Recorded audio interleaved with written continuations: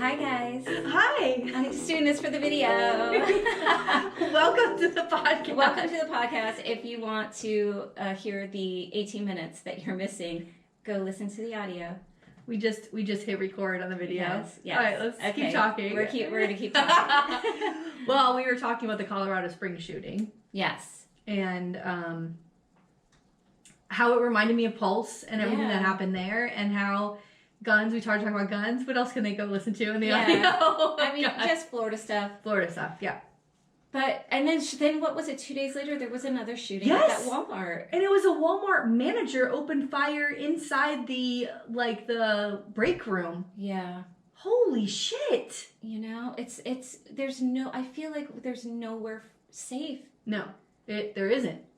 And I have to tell you, so I did go see Hamilton, and anytime I'm in any space that is big and crowded, same. Yeah. I'm scanning and I'm thinking, okay, like what I was with my son, and I was like, okay, I could push my son down and he could, maybe fit or crawl, or, it made me very anxious. And especially because I was in the middle and I was like, oh my God, like I'm going to have to like jump over people. Right. If something happened here. And I shouldn't have to think that way when I'm going into any space, but I was thinking like, where would I go? But they check all the bags and there's a metal detector, and that too is like, what are we doing? We're walking through metal detectors to go to the theater. Yeah, you know? It's crazy. It's a beautiful theater. Like you're walking in there, it's fucking gorgeous. And it's like, hold on a second, we got to scan you down. I mean, one of the things when I was reading stuff about the Pulse shooting, so that I could possibly cover it, which again, I don't think I'm ever going to be able to do, but I didn't realize, or maybe I'd forgotten that detail, that a lot of the folks that did die there died in the bathrooms because he then took people hostage. Yeah. Holy shit. And another thing that they talked about that they changed in law enforcement in Florida after that is the amount of time the police wait to go in. Right. And how they talked about the lives that could have been saved if they had entered the building. And we saw that the difference with Uvalde. Yeah. And the difference with the Colorado Springs is that folks in the building took the matter into their own hands, which has probably saved a ton of lives there. A ton of lives. They risked their lives. Yeah, to jump on this person. To jump on this person. And that was the thing I saw a lot about like the cops at Uvalde and how long they stood outside. All of them armed. Like nobody was brave enough to go in. But like you've said before in the podcast, they know the caliber of weapon they're dealing with inside that building. They hear that pop happening and inside. They're like, I'm not doing it. Yeah. Oh. Over children's lives that they've been sworn to protect. Oh my God. It's too much. I'd like to very briefly mention, because it's not a fucking excuse and it's not a defense, that this fucking murderer in Colorado Springs, his family is super fucking MAGA. Yeah. They had an interview with the father. His grandfather's like an elected MAGA fucking lunatic. Yeah. And his father seems a little bit mentally off to me, in my opinion, if you watch the interviews. And he was scared. I thought he was maybe drinking. The only thing he was afraid of is that he thought his son might be gay. Yeah. Not that he actually murdered people. Yeah. It's such a fucked up mentality, and why it's very, very, very, very important, like we've mentioned before in the podcast, to discuss these issues with your children.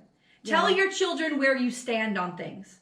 Be honest that you support the LGBTQ community. You're okay with them if they ever realize or come to this realization that they're gay, which they already know, believe me. But if you are there as a safe space for them to talk to you. And that you will always be, that is where you are, and that's how you feel about the LGBTQ community. Let them know. They have to feel safe. Don't be embarrassed. If they ask you what gay sex is, tell them. Who gives a shit? What do you want to find out from little Johnny down the street? Who cares? They're curious. Children are curious beings. Yes. Just be honest. They will appreciate.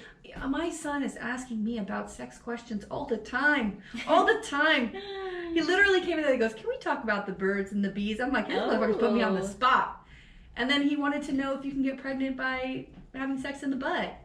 Oh. And I said, no, you can't. Ding. What else do you want to know? What else? I don't know. He's curious. He's going to ask me or he's going to ask Google. Right. And when he puts it in Google, shit's going to come up that I don't want him to look at anyway. So what am I going to do? If this is a question your kids are, like, I don't know. I think my son is very comfortable talking to me. Maybe a little too comfortable for my taste. I mean, my kids will ask me things too, and maybe not as directly as that, but they do ask stuff, and I think it's important to have those conversations. These are the ages. This is the age they're going to find out. I never asked my mother anything. No. I had an older sister that I could be like, what is this? What is this? What is this? No, I had nobody. Yeah. I mean, so just tell them. But I know I didn't mean to get into a sex talk, but tell them how you feel. Tell them where you stand. Tell them that this is a terrible thing and that guns shouldn't be this readily available. Right. Let your kids know where you stand. It's okay. And it's important because there's MAGA people, believe me, they're raising their kids to feel this way about gay people for some fucking reason. What is it? I don't get What is it that they're so obsessed with? You know what I think it is? It's a freedom in their lives to be able to live freely with who they are. And these people, there's something missing. It's a repressed something. Something's fucked up about them. Yeah. And they can't stand to see other people happy living their lives freely. They can't stand it. And there's something, and the other issue, I really want to, and I didn't want to bring up the race issue with this, but the fact of the matter is, it's just white people. Yeah. You know what I mean? Like, that's a good something is going on with white people. They're paranoid. There is something fucked up. We are a violent race of people. Yeah. We are a violent race of people. Yeah. And it's always when we are the most threatened that we turn to violence. That's how we've always been successful. Yeah, it's disgusting. Right? That's how we took this country, through violence. And that's how we won elections. Look at cooping. Right? Yeah. Like, that's how everything is with that. Everything is about violence and holding other people back. There's never any goodness to it. No. To hold people down. And it's when we're the most threatened. And I don't know if white people are the minority now in America, but I think we're basically on the verge of it. And with the progression of, like, Obama being elected, we are at the tipping point. And when I say DeSantis is going to end it, this is it. He will bring the full force of, like, white supremacy to the White House, which has been there all along anyway. Right. But it will bring it to a head. It will be overt. Yeah, and it's really going to happen. I mean, this is like, in Georgia, they're running ads of, like, white people are threatened. Oh my God. We're at the brink of it all. We're at the brink. I can't. I always feel like, and I've said this before, but my husband and I were talking the other day. Our third host. And he really thinks that America needs to split.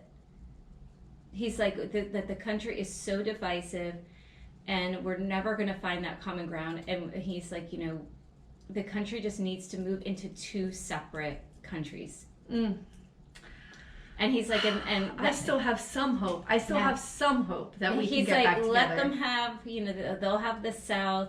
We can have the Northeast, because I was like, how would things split up? Like, and, we're kind of going through certain states, like, because I'm like, well, they're going to have the whole middle and the South. Yeah. We'll maybe have the Northeast and California. Yeah. You know what I mean? Like, California is going to be, like, way by itself over there, surrounded by cuckoos. Like us. And we are cuckoos. Yeah, no, we'd have to leave. Yeah, we'd have to leave the new country of whatever Florida will land into. DeSantis land. Oh, my God. And then I was like thinking, okay, well then we would have access to water, but then farmland is out, like there's so much to think about if you were going to destroy a country and create two, Yeah. So, girl, it's an idea. I mean, I still have hope. To come to a breaking point, someone's going to rise up. And who will that be? You gotta rise up, rise up. You have to. Somebody will. It will be somebody. Yeah. Who knows? Maybe that person isn't even born yet. We don't know. Yeah. But somebody will rise up and be our fucking beacon of hope that more than Democrats will get behind. Yeah. And we'll be able to squash this. And all of those fucking cockroaches from the fucking white supremacists, like the Proud Boys, will have to run back to shelter and hide. Please. Who they are and what they believe, because they'll be fucking shamed back to their hiding places. Ugh. Like they have been for a long time. Good. Go back under we don't need this. The rock that you crawled out of. Fucking pieces of shit. God. Who's first? You. Oh, Hi. Oh my God. Ooh, good grief. Oh my God. Well, you know, I did take the kids to medieval times, and I gotta tell you, at sporting events, I'm a lunatic. Like, I become a fucking monster. Oh, do you? And so we got the Blue Knight, who is where we wanted the Blue Knight. I've never been to Oh this my place. God, it's so fun. But I'll tell you what, I'm screaming. I got my flag, I'm fucking waving it. And then, like, finally when you get to the end where they're jousting and, like, who's going to be, like, they go through rounds of, like, who's going to be the fucking knight that wins. And our knight gets to the end and I'm, like, screaming. I'm like, you motherfucker! Like, I'm screaming. How are your kids reacting to Oh, they this? love it. They're screaming. They fucking love it. It was so bad, but it was so good. And he lost, but I was pissed. Oh, no. You know, but listen.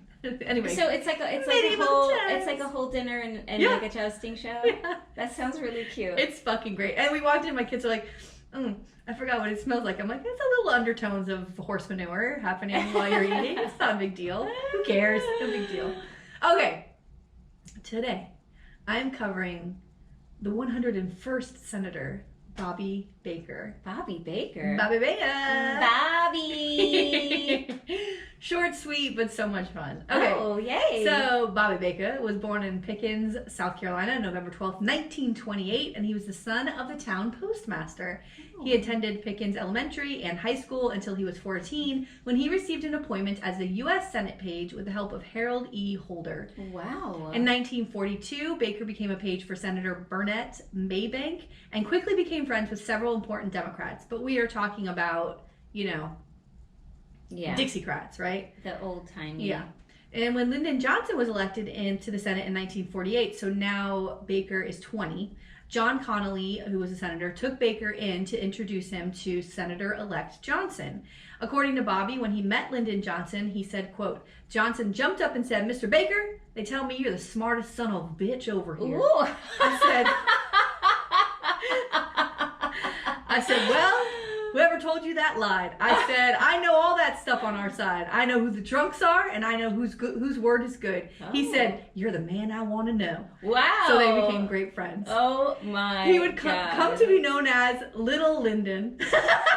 And he became the eyes and ears in the Senate for the man he would refer to simply as leader. Now, we all, you know, you got to go back and listen to when Tina covered Lyndon Johnson. He was a maniac. He would be in someone's face. I forgot what they called it, but they called it something. And, like, he was intimidating. He was tall, but he was, like, he'd push people. Like, he'd put their finger, you know, he was, like, a monster. And this guy's like, I want to be just like you. As majority leader, the Texas senator never wanted to be on the wrong side of a vote, and Baker developed an uncanny knack of giving him a precise head count for any upcoming tally. Johnson said, quote, about Baker, he is the first person I talk to in the morning and the last one at night. So he's really important to Johnson. For his part, Mr. Baker made it fairly clear he would do anything to curry favor with Johnson. He copied his mentor's clothes and mannerisms and named 2 of his children after the senator. What? Yes. It's that BDE, baby. Oh, that God, BDE. Johnson with the BDE. Yeah. Damn. As Johnson, what is that like, I wonder? don't know. God, and there are women who have it. I mean, BVE? I guess. I'm going to put with a question mark. As, like, could that be our title? I mean, BVE, I love it. Yeah, me too. President John F. Kennedy once referred to the young aide as the 101st senator. After Senator McFarland became the majority leader and Senator Johnson the whip, Johnson talked Senator McFarland into making Baker the assistant secretary for the majority, and he quickly became Johnson's protege, and he was eventually promoted to secretary to the majority leader in 1953, who at the time was a Democrat, and this was the highest ranking official position in the Senate. Wow. Yeah. So prior to when Baker resigned, he was a major power on Capitol Hill. He had amassed all this power from, you know, the way he knows how people are going to vote is he goes to them and he, you know, finds out. And then if it's not the way that, you know, Johnson wanted, he'd figure out what he could do to like make that happen, right? So he's like absorbing secrets, and he knows like he eventually writes this memoir, and in the memoir it's like later on, I mean, he's spilling the beans on everybody. This person's was fucking a secretary. This person was a major drunk. This person was doing this. I mean, it's fucking wild what he spilled out everywhere. So one of the places he got a lot of this information was a place called the Quorum Club. And he would mix politics with personal business. And he was one of the initiators and the treasurer of the Quorum Club, located in the Carroll Arms Hotel adjacent to the Senate office building. And the society was a place for lawmakers and other influential men to meet for food and drinks and ladies, and away from the press that was constantly downstairs in the hotel lobby. So Baker contends that, quote, the Quorum Club of all things I was involved in it is the most insignificant thing. It was, but I don't think that that's true at all. It was located in the Carroll Arms Hotel. When they first put it together, they asked me to get attorney Ernie Tucker to draw up the papers, which he did. The Quorum Club was a place where a guy wanted to get away, from being at the bar downstairs at the Carroll Arms, where there were too many reporters and too many gawkers. It was an easy place for a lobbyist to get together with a senator or a senator's girlfriend. I was very close to the administrative assistants and legislative assistants. I would say 90% of them were like me. We all had girlfriends, and the Quorum Club was a place that you could be met there, and nobody would know about it. It was a social club. Everybody's watching, though, right? Yeah, but everyone, so much was getting spilled in the yeah. One time I was there, so then he talks about this woman that was there. So one time I was there with Ellen Romensch. She was at his table, and she was as pretty as Elizabeth Taylor, which she was in the pictures of her. She's gorgeous. She was married to a sergeant in the German army, but stationed at their embassy in Washington, and she was sort of like me. She was ambitious, and she'd come from Germany, and she was broke, end quote. Okay. So Baker alleged that one of President Kennedy's best friends and his wingman, a lobbyist named Bill Thompson, was there too, and he came over to Baker, and he said, "Where in the hell did you meet this beautiful girl?" about Ellen. And Bill Thompson asked me if she could go have dinner with the president. So I arranged for Ellen Romensch to go to Bill Thompson's apartment, and he took her to the White House on many occasions. End quote. Ooh, I'm sure. And as a youth in Germany... Can you imagine that? Yeah. Can you imagine you're sitting somewhere and you're so, beautiful that someone's like, excuse me, the president just, wants to meet with you a minute. Why don't you go to the White House and blow the president? Yeah. I mean... What would you say? All right. If it's Kennedy? If it's Johnson? No. If it's Obama? Oh my God, please. If it's Trump? Trump, no. Can you imagine? Oh, God. Oh, my God. That's why he's lucky he's rich. No one wants to touch that old pecker. Oh my God. Old putty, white putty. That's why he's he's a rapist.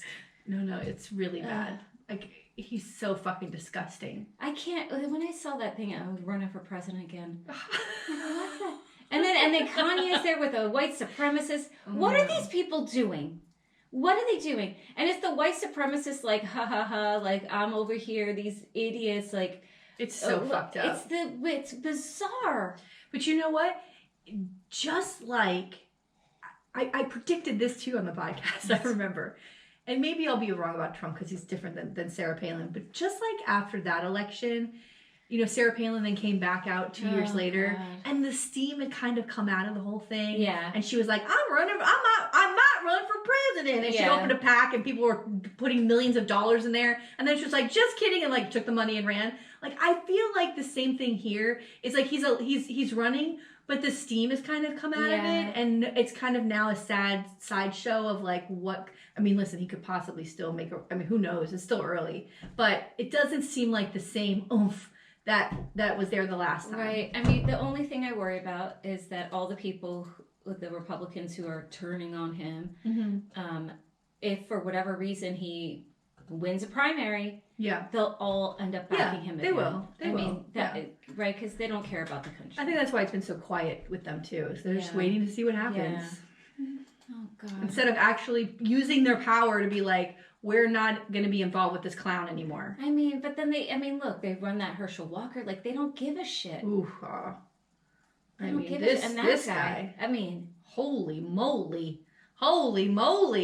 It's fucking wild. It's just crazy. I've watched interviews and I'm like, I'm gonna what? How? And it's this is someone can't put a sentence together. I can't believe that it's this close. Two, he can't put a sentence together.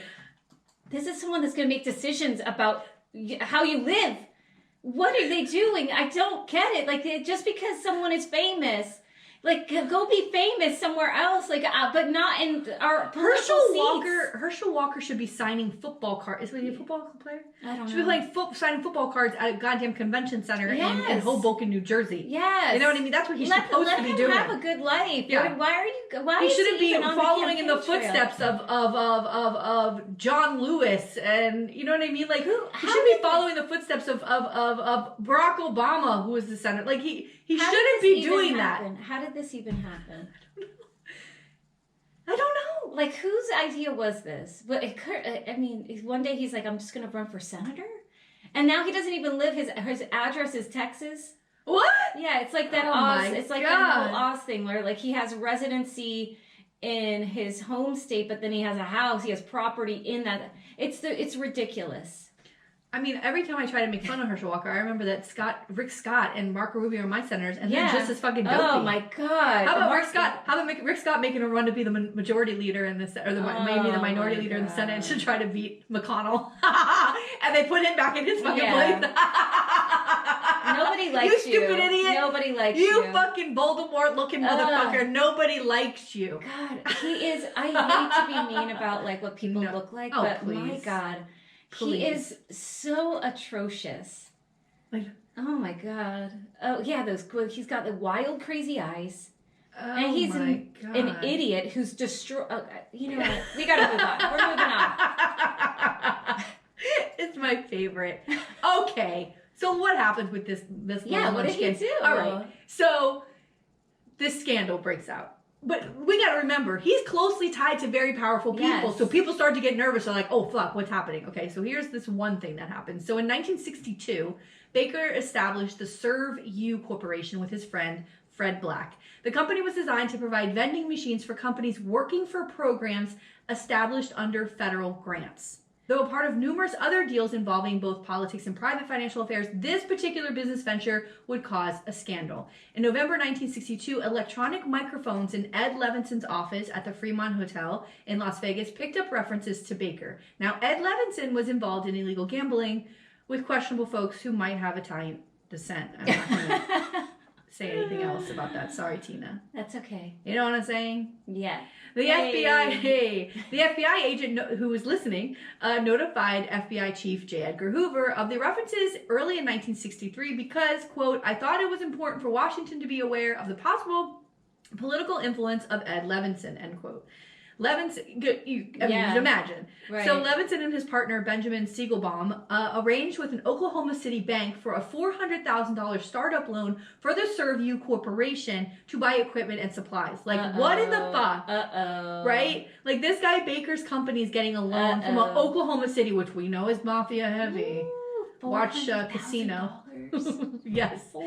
And Levinson's name on it. He's got ties to the mob. Like, what the fuck is going on? Baker. On this, and this guy Baker's huge, right? Bobby Baker. What you up to? Ooh. The Serve You Corporation deal became the subject of allegations of conflict of interest and corruption after a disgruntled former government contractor represented by David Carliner sued Baker and Black in civil court. So now they fuck somebody over in this, and they start to get sued, and now all this corporate paperwork's coming out, and it just blows up in the press. And now it's going to be public record. Yeah. Oh, God. In September 1963, an investigation was started with the Republican-led Senate Rules Committee into Baker's business and political activities.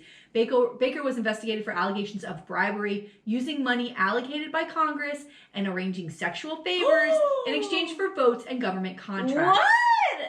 No. That's how he was getting people to vote the way that Johnson wanted him to vote. Oh, wow. Yeah. Wow. Yeah. Under increasing criticism, Baker resigned as secretary to the majority leader on October 7th, 1963.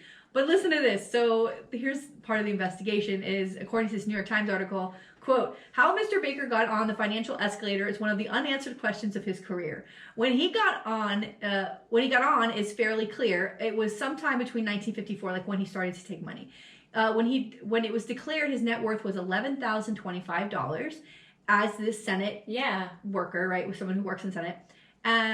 And then in 1957, he claimed it was $84,133. Oh, that's a big leap. His Senate salary in those 2 years was $9,000 and $12,500 respectively, because he had two positions there. In February 1963, his salary was $19,600, but his claimed net worth was $2,256,855 on his taxes. His financial statement was featured by an impressive portfolio of stock and real estate holdings and by some equally impressive bank debts in cities as far away as Dallas and Oklahoma City, like that loan, right? Wow. So he was using a lot of the information that he was getting working there to do investments, to get people to give him loans, right? The most daring of his exploits revealed to date was his negotiation of a 15-day phantom loan of $100,000 from a local bank to beef up the assets of his Maryland motel. He owned a motel in Maryland, so that he could qualify for a government disaster loan. The $100,000 was a bookkeeping fiction, but Mr. Baker and his partners got the government loan. So they took a lot of other things, like even just the company to function based on people getting government funding. Like everything was just siphoning off that government money, and how to start a business just to take the government money. Wow. Yeah. And nothing ever came of those things. Can we get government money for this podcast? Yes. That would be nice. Who do we write to? What teat do I have to suckle to get this? Even though Lyndon Johnson was not involved in Baker's business dealings after 1960, the Senate investigation looked into their questionable financial activities in the 1950s. So, now everybody's going to be under the spotlight, especially anybody close to Baker. This was such a problem for Johnson that there were rumors he would be dropped off the 1964 presidential ticket. Ooh. But with the assassination of John F. Kennedy on November 22nd, 1963, the Senate investigation was delayed. Thereafter, any investigation of Lyndon Johnson as part of the Baker investigation was dropped. Convenient, Johnson. Baker, Is this part of the Kennedy conspiracy? I'm telling you, I was thinking the same thing. Baker, however, was convicted of tax evasion and spent 18 months in prison. In the 1964 presidential election, the Republican candidate kept bringing these things up, that he was convicted and what about this? And Johnson had to, defend himself. Please. Johnson probably was like, shut up. Yeah. So here's a bit of a side scandal. So because of the girlfriend thing, because of the mistresses and all the girls that Kennedy was getting through this club, Hoover was wanting to investigate all this. So according to author Evan Thompson, slow down, Kennedy. Jesus. According to author Evan Thompson, Attorney General Robert F. Kennedy, President Kennedy's younger brother, was able to arrange a deal with J. Edgar Hoover to quell mention of Ellen Romensch allegations in the Senate investigation of Bobby Baker. Hoover successfully limited the Senate investigation of Baker by threatening to release embarrassing information about senators contained in FBI files. Hoover was a fucking dirty bitch. Well, hey. She's like, I got the goods. I'm going to use it. Yeah. In exchange for this favor, Robert Kennedy assured Hoover that his job as FBI director was secure. Oh my God! See, this is the. Yep. This is the room where it happened. Yeah. Yeah.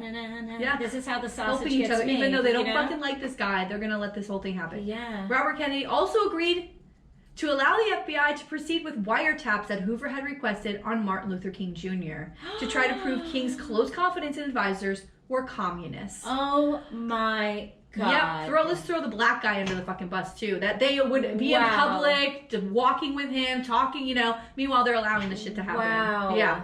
Although Kennedy only gave written approval for limited wiretapping of King's phones, quote, on a trial basis for a month or so, end quote, Hoover extended the clearance so his men were unshackled to look for evidence in any areas of King's life they deemed worthy. I hate everything so much. I know. So, in the end, 1978, he co-authored a memoir entitled Wheeling and Dealing with Larry L. King that I mentioned earlier. I mean, oh my God. I don't know any of these players because it was not when I was really, obviously alive. But I think that what you read, I would love to read this about some of these guys today. Yes. Oh my God. Oh. He retired to Florida and he moved to Florida and became a successful real estate agent. And he died on his birthday in 2017 in St. Augustine, Florida. I always find that Me so too. weird. That's why I mentioned it. I was like, oh, his birthday. That's so fucking wild. Yeah. Isn't it? That is so weird. Lived exactly 89 years. Yeah. So weird. Anyway, that's the 100%er of Bobby Baker. Bobby Baker. I wonder, were he and Johnson still buddies, after he got out of jail? Yeah. You know what I mean? Or was Johnson get the hell away from me? Where's that son of a bitch? I heard you're the son of a bitch I need to know. Oh my God. All right, are you ready? Yes. Okay, today I'm going to tell you the story of the Native American occupation of Alcatraz. Ooh. I wanted to do something just to kind of, we just had Thanksgiving, and to acknowledge that, it was a genocide. And I think it's lovely to give thanks with your family, but I feel like we still have to acknowledge that, it's a terrible... We're standing on stolen land. Yeah. All right, so Indigenous groups in America had their land brutally taken from them by colonizers, but in 1969, Native American activists fought to reclaim some land. Nice. Yeah, this is a interesting little story. So our story takes place in the San Francisco Bay of California in 1969. And I'm going to give you a little background on stolen land and a little bit of background on Alcatraz. Okay. All right, so I would love to go there, by the way. I've never been to San Francisco, never been to Alcatraz. I've never been to Alcatraz. And when I was in California, I never made it to San Francisco, and I would love to go there too. Podcast trip. Tina, please. We always say that. We never do it. I know. We need to That would be a good trip. That would be so fun. Okay, so. I want to ride a trolley. And eat rice-a-roni. And go to the Grateful Dead house. Yes! Eat mashed Float, bitch. Float. Yes. So Native Americans had land stolen from America since the beginning of colonization. And an essay by, it was on this site called Aeon, by Claudio Sant, frames the story of colonization as the invasion of America, which I think is really appropriate. And Absolutely. I think that we can change some of the language in the way that we talk about this stuff, and it's okay. It doesn't mean that, you and I currently are horrible human beings, right? Because these things happen here, but we need to acknowledge it. Absolutely. So, I feel like we never talk about what happened. It's always sort of like, here's the story of Thanksgiving, and we don't get the real history. I think that also we should do an episode where we do, like, pre-Trail of Tears and then after Trail of Tears. That would be, or something like that. Something like that would be good. You know what I mean? Where we do cover the whole thing, because it is really, really... Oh, there's so many there's a lot. Stories. Yeah. So Sant also notes that from 1776 until present day, about 1.5 billion acres of land has been taken. Holy shit. So to put that in perspective, Sant states that it's the equivalent to 25 times the size of the UK. Holy cow. That's a lot of land. Yeah. It's incredible. So I posted his article, so if anyone wants to delve into sort of the rest, it's really fascinating, his article and how he talks about the genocide. An article on PBS News by Kira Kay and Jason Maloney explained that laws also contributed to stolen lands, and in fact, from 1877 to 1934, there were laws and even treaties that the U.S. reneged on that led to the appropriation of acres and acres of land. So there was all of this, shadiness happening in the way treaties were being formed, and then they were like, oh, we have this treaty, and then they would, go back on their word and not honor the treaties, and, it's just really despicable. It's despicable. And the article did note that there is currently a movement for Indigenous groups to reclaim some of the land that they've lost, but it's often like they have to purchase that land. Oh my God. And I wish there was a way to give more of this land back, like without, groups trying to have to purchase it. It's ridiculous. And I would imagine that they would treat these lands much better than we do in respect to like climate change and, you know what I mean? Oh and my like, God, I just, it wouldn't be, I feel like that if it would be a very different America, All right, so that was a very, very, very, very, very brief background. And then I just wanted to talk about Alcatraz. So most folks know that Alcatraz was a penitentiary, right? So, and according to the Encyclopedia Britannica, it was a maximum security prison. And for those who may not know Alcatraz, the prison was on Alcatraz Island, which is situated in the San Francisco Bay. So the prison, according to that article, was intended at first to be a naval defense. And in 1861, it was a place where military criminals were housed. And even like resistors and things like that, like that's where they would place people. And it remained a military prison until 1933. And then they switched it over to a civilian prison. And from 1934 until the doors closed in 1963, it was a federal prison. And that's where, a lot of the famous people that we know were there. A lot of mobsters, Al Capone, Machine Gun Kelly. And there was also like the famous Birdman of Alcatraz. Yes. And I was like, oh, I forgot about the Birdman of Alcatraz. And this guy, just a side note, because I thought it was interesting, it's this guy, his name was Robert Stroud, and he was a murderer and a writer. And while he was in the prison, he was in Leavenworth at first, he started raising and breeding birds. Like, that was what he did there. And he, that's how he got the moniker, the Birdman. Yeah. And then when he was transferred to Alcatraz, like, they didn't let him bring any of the birds or any of the equipment or do it. And he was like that was it. Like, he was known as like a famous, I forget what the word is, like ornithologist, something like that, like for people who study birds. Isn't that weird? Like, yes. He just like became this thing, but he was a murderer. So, but they're like, sorry, you can't have your hobby, you're in prison. And so anyway, that's the Birdman. Jesus. So how do these two things go together, right? Prior to the U.S. using it as a military prison, the island was an indigenous island. So they took that island from, and it was used at the time for like fishing and hunting and all of that. And so that's why the folks involved in this wanted to lay claim to the island. So the major incident, according to Ryan Markell's documents on the occupation, in 1969, members of the Native American movement, or I also saw it referred to as the Indians of all tribes, the IAT, and I'll just refer to them as the IAT, decided to occupy Alcatraz to make a statement on the political, economical, and social neglect of the United States government to indigenous groups.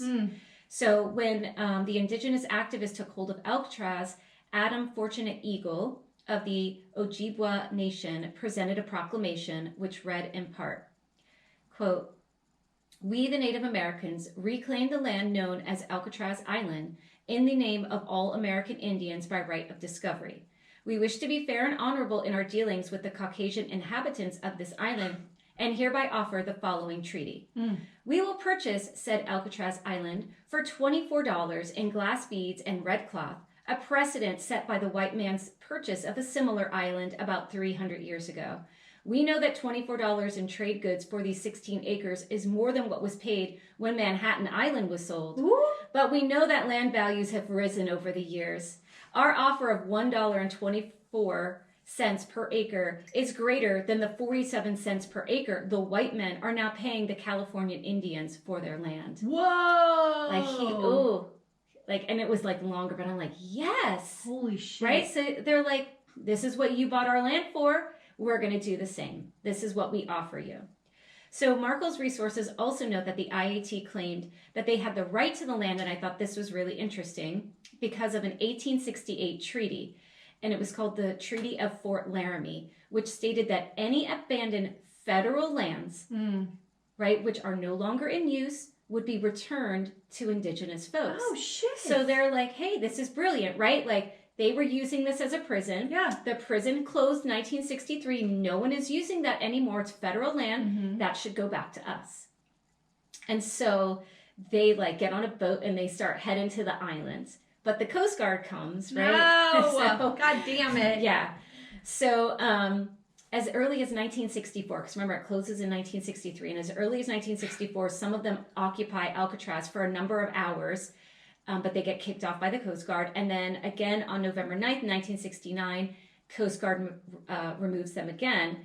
But they didn't give up. So on November 20th, about 80 members of the IAT roll into the island, and they stayed. And these folks like brought their families. It was like, husbands, wives, children, like all these people. They're like, we're going to the island, right? Yes. And they wanted to create something wonderful there. Their plan was to build a Native American study center, along with a museum, a spiritual center, and more. And they even started like a monthly newsletter that they would send out about like what's happening on the island. Okay, I'm here for this. Yeah.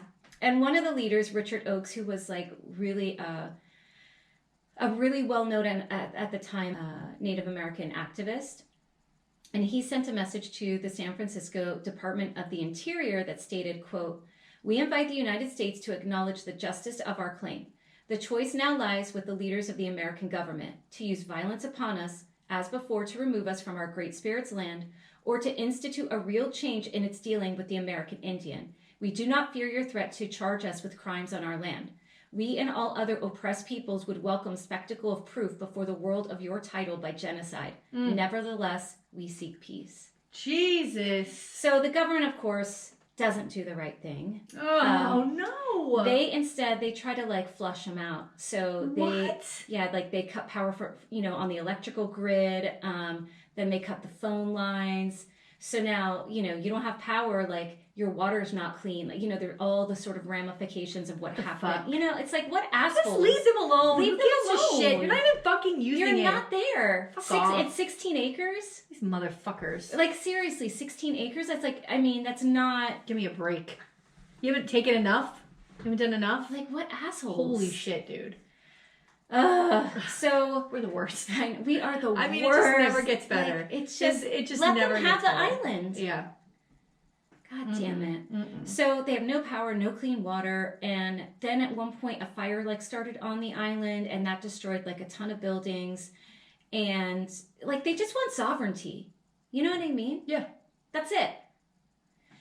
Well, maybe the government feels like if they give them one, all right, let them have it, that this will happen all over the place. Which it should. Yeah. It should. Yeah. Oh my God. And then things kind of started going awry, for other reasons too. Money was coming in, but according to a New York Times article by David Truer, there was little sense in the beginning of how to allocate the funds. So people were donating money, and it's well, who's in charge? Is it Oaks? Is it other people? How are we spending this money? Okay. So they got to kind of iron that stuff out, and they start to figure things out eventually. They started a school. They established a communal life where they cooked, cleaned, planned, worked together, and had everybody kind of had their task. But eventually, because of the lack of resources and power and water and all of that, more and more folks left the island, right, and just kind of gave it up. Dang. And after 18 months of occupation, so they were there in a year and a half. That's a long time. That's a long time.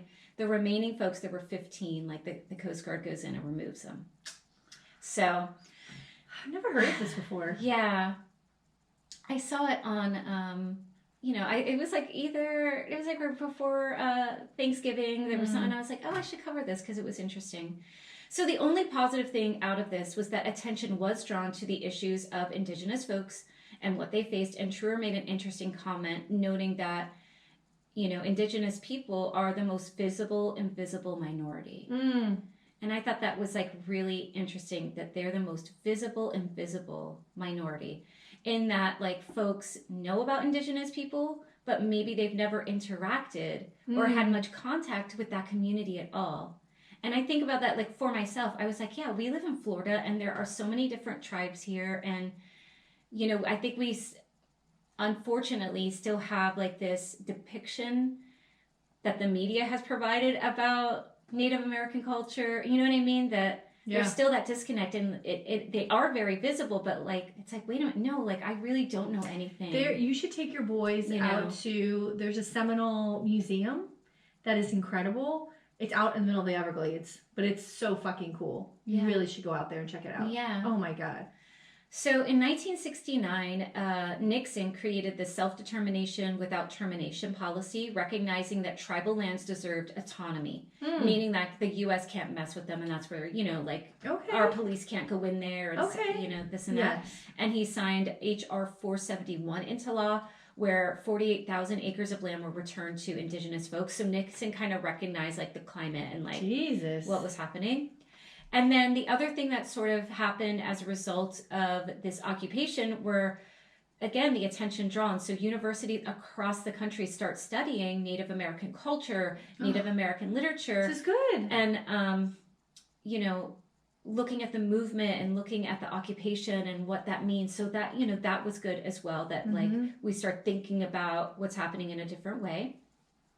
On the 50th anniversary, the original occupiers or their relatives repainted a welcome sign on the island, and the Park Service is even considering having a permanent Native American cultural center. I mean, it only took 50 years. Thousands and thousands of visitors still go to that island each year. Obviously, they go to see the prison, which is, I would imagine still cool. And there's like this, I think there's like this famous lighthouse there too. Yeah, jeez. But having a cultural center too that would highlight, I think that would be a really amazing thing to have for folks to engage in. Everywhere we walk in this country, it should be like, here's who lived here. Yeah. Here's the indigenous thing that happened here. Like, we should never be far from our mind. Yeah, and I feel like it's not dealt with enough. I know. Well, so another thing I found inspiring was an interview with Mark Charles by Charles Chavez for PBS on the 52nd anniversary of the occupation. And Mark Charles is Navajo, and he's a writer, and he basically writes about American history and the impact of that history on indigenous folks. And in that interview, he said, quote, "We are the host people of this land, and we have to step into our role as the host. This is where I tell our native peoples, we actually have something that our colonizers can't steal, they can't take, they can't commandeer, they can't even buy it, which is legitimacy in these lands. They tried to conquer, they tried to colonize, and we're still here." Wow. So a fun fact, that guy, Mark Charles, he ran for president in 2020. Really? And I was like, what? I don't even remember hearing about him. God, we probably don't even get half these people on our ballot. Yeah. But I was like, we should have him on Little Mug. Well, that'd be a Wouldn't good that idea. be interesting? Yes. So I gotta find out like his info. So some points of interest. One thing I loved was that on Thanksgiving Day in 1969, hundreds of folks showed up in support of the occupation, which I thought was cool. And then they were... one other thing that was awful that happened during the occupation, and this sort of like led to things kind of falling apart too, was in 1970, a 13-year-old girl fell to her death. It was Yvonne Oakes, and remember Richard Oakes was like the main guy. So the Oakes family left the island because it was too much, obviously. Shit. The island had what was called Unthanksgiving Day, and visitors can go at sunrise to attend a ceremony, and I think they still do it.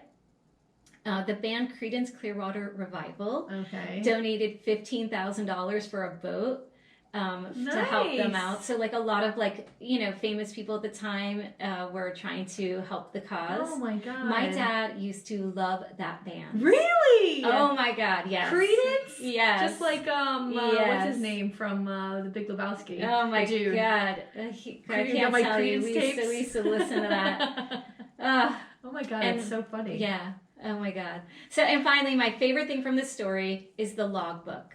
So I thought this was really cool. So there was a logbook, and visitors to the island over that 18-month period wrote in it, and it's in a museum. So it's like people just like, some people like signing their names. So then people go and they're like, oh my God, my relative was here. And then other famous people that had gone to the island, and there's like doodles in it and things like that. And you can view it virtually online now. Cool. So I put the link to it. Yeah. And I took like a screenshot for our Insta.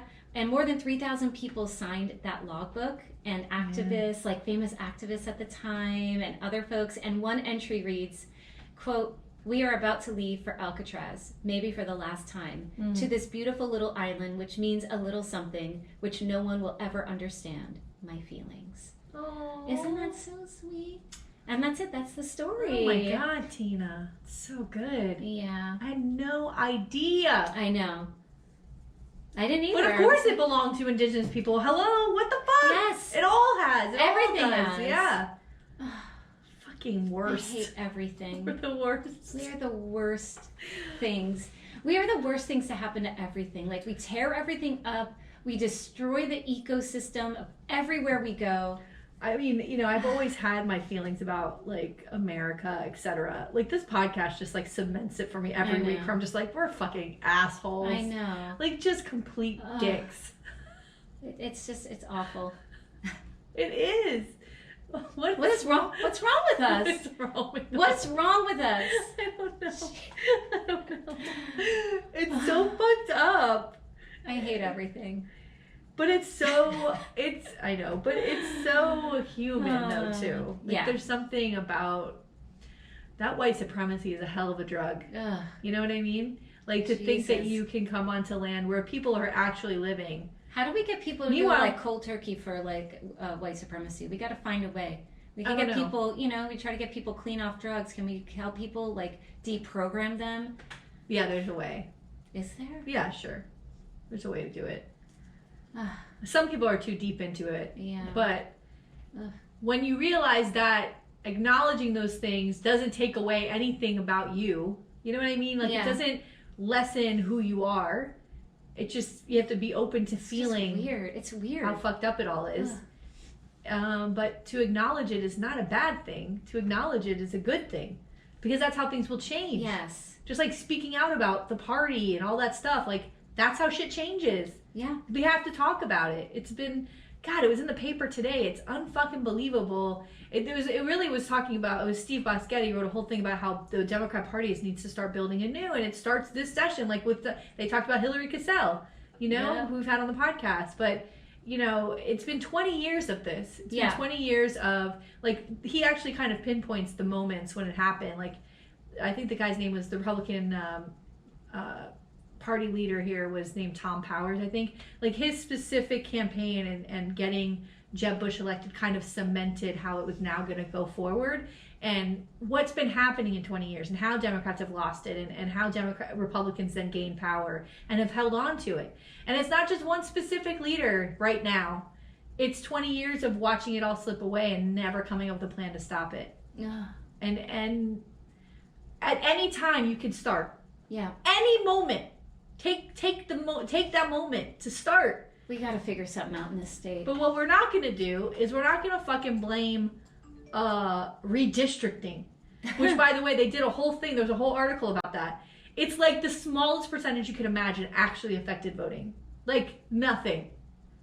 Because people didn't come out to vote. Oh, yeah, so it didn't matter. So it didn't matter. But when the Florida Democratic Party's like, oh, no, that's because they were the Republicans redistrict and now all these Dems lost their power. No. Dems didn't vote. Like, we have more Democrats here. Can you imagine? Like, stop blaming everything else. But stop blaming everything else. You didn't do your fucking job. By the way, I meant to tell you this too. I had retweeted something that Billy Corbin, he's a good filmmaker, whatever. He put up this screenshot, and it was, I thought, and so did other people, that the county chairs for the Florida Democratic Party, all the counties, the chairs for them, like the people that we talked about before, took a vote of no confidence for Manny Diaz, and it was yes, 79% voted yes for no confidence vote, right? And I was like, holy shit. Did? Right. I don't remember hearing this. Yeah, I was like, holy shit, I can't believe this. And I commented like, well, how many county chairs voted this way to get the heat off of them when they did nothing for 2 years, right? So turns out, so a reporter reached out to me to comment on an article he's writing about that vote. And then when I was out of town, so when I finally got back to him, he's like, it turns out I'm not going to write the article because what Billy Corbin had someone had sent him, they're not meeting till December 5th, the county chairs with Manny Diaz to talk about the election because it's only a month ago. And, if the Dems know nothing but how to waste fucking time. When are they meeting? December 5th. Why? Because that's when their next meeting. By the way, their next meeting was supposed to be a few days after the election. They postponed it because there was so much heat on them, right? That's the time that you do it. That's the time that you do it. Yeah, that's right. But the vote that was taken was a straw poll to see where they were sitting. So they don't even have the fucking... Let's see what happens December 5th. I don't want to talk out of turn. Let's see what happens. But it was a straw poll, which doesn't even count. No. It doesn't even count. Are they going to do it on the day? We'll see. And that's when he'll write that article, is like he'll see, what the actual vote is going to be. So it wasn't a real vote of no confidence. It was a straw poll to see where people are sitting. That's a lot different than how someone was going to vote day of, like a real vote. And you know what? And then I propose a real vote of no confidence on the county chairs. Because I want to see how many of you motherfuckers are trying to pass the buck. Because that's not your job. Your job is to fucking make shit happen and let us know what's going on, and you don't fucking do it. I'm so fucking tired of it. Ooh. So bored. You're boring me already. And the rest of us are suffering for it. It's too much. It's like... Losers. Bunch of fucking losers. It's exhausting. It is exhausting. And guess what? The fucking new Speaker of the House, this fucking prick, I don't even remember his name right now. The new Florida Speaker they get sworn in this week. He gives a speech. It is days after Colorado Springs, where a a transgender woman stomped the shit out of that speaker. Yeah. Right? Or speaker, excuse me. Shooter. Gunman, yeah. Shooter. That was a slip. And he stood on the Florida House floor and talked about drag shows and indoctrinating children. Wow. I don't understand. That's what's going to happen these next 2 years. Get ready, Florida. Get ready. It's coming. It's happening. I don't get it. I don't They are going to, they have the super majority. And they are going to fuck us hard. Hard. It's happening. They're talking about like grooming and sexualizing, right? Young children. These are the same people that take their kids to restaurants like Hooters, right? You know what I mean? Or put guns in their hands for Christmas cards. Oh my God, that stupid, remember what's her face? Lauren Boebert? Yeah. In front of a Christmas tree. And she said something stupid about like, if Jesus had a gun, he wouldn't have been crucified. And it's like, the whole fucking point of the religion is that he's crucified. You know what I mean? Then he could get on his dinosaur and gallop away. Yeah. He's supposed to die. He's supposed to be crucified. That's the whole point of your religion. That's how you keep people fucking riled up. Is he fucking died for your sins? Oh my! But he's gonna be there with the AK, like tearing down the Roman soldiers. Make that movie. Thing. Make that movie. Can you? Oh God, it's so hot. Like this how dumb she is so hot. I don't understand it. How dumb she is. I can't take it. I don't understand it. Any fucking person, any normal person says that in a fucking store. You'd be in a fucking conversation. I'd be like, what? What is wrong? Oh my God, this is fascinating. Yeah. She's fascinating as a human being. If Jesus had a gun. Yeah. Oh, you know what? Make the movie. Write the story. What then happens? Yeah. What happens? The whole world would be different. The whole world would be different. You're right, bitch. Give him a fucking rewrite that history. Oh my God. Holy shit. But you know it would be like a Rambo Jesus. Yeah. I'm here for it. Believe me, Rambo if I look up Rambo Jesus on Google, there's a picture. There's a fucking picture. I mean, there's a Rambo like Jesus Trump picture somewhere. Rambo like Jesus. Holy shit. With a strapped AK. If only and God had an robes. AK. If Jesus only had a fucking AK-47, AR-15, the world would be a better place. You're right, bitch. You're right. God. I would say the same thing about Indigenous people. If white man landed on this land and Indigenous people had AR-15, the world would look a lot fucking different right now, honey. Oh my God. They're the stupidest. You dumb bitch. What is it like to be that stupid? I don't know. That's what I'm fascinated with. I just want to sit down with her, but not too close because she knows she's carrying, and like have a real conversation and just sit like this. Yeah. Like, I'm so fascinated by how dumb she is. And I hate talking about women like that. It really upsets me. And she's an idiot. Yeah. And it's like, does she genuinely believe that? She's that stupid, right? No, yes, she is. It's like, it's like not the like same way I talk to myself in the mirror and talk to myself in the car and I'm trying to like work out my thoughts on some fucking political thing. Like, where do I stand on this? How am I going to frame this thing when I talk about it on the podcast? How am I going to be like, how can I make this funny? Like, trying to work through my thoughts. This idiot's doing the same fucking thing. And at some point she was like, oh, I wonder if Jesus had a gun. I'm going to bring that up on Twitter and see what people think.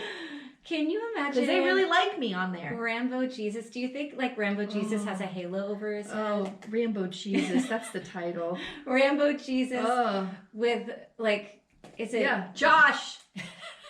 Rambo Jesus with a crown of thorns or a halo. Yeah. But like total Rambo body. Yeah. And like the Rambo, like the Sylvester Stallone, like you know, Jesus is always like this, like he's about to do this. Oh, yeah. So one hand's like this, and the other hand's on the AK-47, like he's about to fucking do this, but he's also like, holy shit! Did she really say that? This is the whole podcast. Us just discussing this fucking shit. Wait. This is the funniest thing I've ever heard. I'm gonna look it up right now. I mean, you could really say that about any moment in time in history. Oh yeah, here it is. Wait, here it is. Boebert. Jesus didn't have enough AR-15s. Wait. To quote, he also had no shoes. To quote, keep his government from killing him. What did his government have done? The Romans fucking talking about. It's What the are we talking Romans, about? man. That wasn't his government, bitch. Oh my God. He was a brown Jew. Jesus was a brown-skinned Jew. I mean, bitch. Oh my God, she's so stupid. I mean, put a Santa Claus hat on him. That's how she feels about him. Like he's this. But she's the one that stood. Remember, it was her and her children. Putting those guns in her children's hand in front of a Christmas tree. It's like there's. Meanwhile, her husband's whipping out his dick teenagers at the bowling alley. Like she's so upset. Oh she's so my obsessed with God. like Jesus having a gun and like the ideas of what her wild fucking shit. Yeah. Her husband's like, can someone touch my dick at the bowling alley? Because my wife's obsessed with Jesus and a fucking gun. Oh my God. Oh, I bet their sex is kinky as fuck. I bet there's good all for kinds them. of shit happening Let there. them do their thing, but stop talking about guns. Oh my God, they're obsessed with him. Ugh. What do you think it's like to have sex with a gun like on the fucking nightstand? No. Like that's gotta be wild too. Yeah. Right? No. I hate guns. I don't want Me guns. too. It scares the shit out of me. But you know what's interesting? I have now been hearing. But maybe I'd go to church if God was standing there with Jesus with a gun. I'd be like, If there's statues and so they're gonna redo all the statues powerful. and the stained glass windows. It's like with like massacre scenes. Oh my God. Like Jesus on a tank fucking with the gun like coming into town. Holy shit. Yeah, he doesn't fall with the cross. He's supposed to be about peace. Fall with the cross 3 times. He stops to reload 3 times. Yeah. That's what he does. The Pope's got like a belt of grenades when he's hosting Christmas mass. Oh my God. Holy shit. It's so stupid. What a dumb motherfucker. What a dumb motherfucker. Holy, I cannot stop. I know. I don't even know when she said that. I think she said that. Let's see. Who cares? If she said that at 7, I think it's genius. It's so She's fucking a dumb insane. dumb.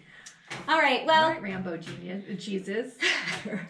That's the name of this episode. That's going to be our Christmas cards. Oh my God. The family members I'll hear from. My God. I can't wait. So funny.